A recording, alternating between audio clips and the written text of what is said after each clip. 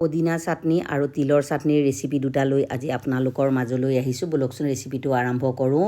এক মুঠি পদিনা ধুই পখালি ল'লোঁ, দুটা কেঁচা বিলাহী গেছতে পুৰি বাকলি গুচাই ল'লোঁ, আদা নহৰু জলকীয়া ল'লোঁ আৰু আধা কাপ তিল ভাজি ল'লোঁ, পিঁয়াজ নহৰু আদা পকা জলকীয়া দুটা ল'লোঁ। আজিৰ চাটনিকণ মই পটাতে পিচিম। পটাত পিচিলে চাটনিকণ খাই খুব ভাল লাগে।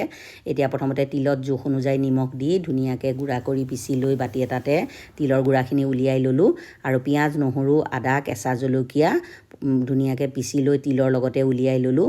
পদিনাখিনিতে জোখ অনুযায়ী নিমখ দি পদিনাখিনি ফাইন পেষ্ট কৰি পিচি ল'লোঁ।